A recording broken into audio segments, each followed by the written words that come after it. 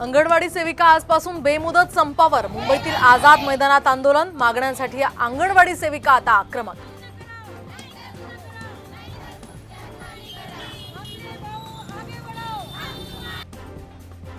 मनोज जरांगेंच्या शांतता रॅलीचा उद्या नाशिकमध्ये समारोप. नाशकात सकल मराठा समाजाकडून जय्यत तयारी. भुजबळांबाबत जरांगे काय बोलतात याकडे आता लक्ष.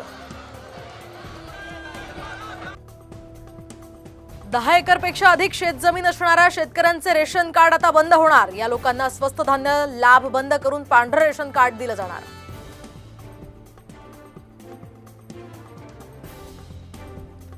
महाराष्ट्रात आगामी काही दिवस हवामान कोरडं राहणार. त्यामुळे पिकांना याचा फायदा होणार असल्याची तज्ज्ञांची माहिती.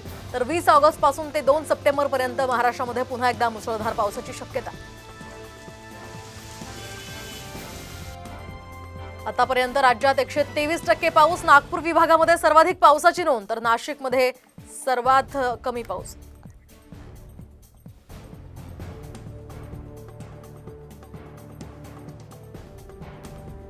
सार्वजनिक ठिकाणी अस्वच्छता करणाऱ्या मुंबईकरांकडून 1.5 कोटींचा दंड वसूल. मनपाच्या क्लीनअप मार्शल्सची कचरा टाकणाऱ्या आणि थुंकणाऱ्यांवर करडी नजर.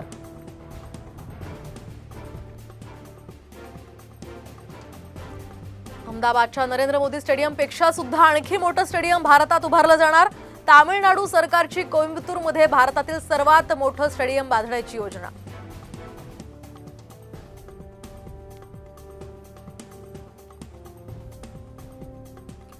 आज श्रावणातला दुसरा सोमवार. श्री क्षेत्र भीमाशंकराची विधिवत पूजा. दर्शनासाठी भाविकांची गर्दी.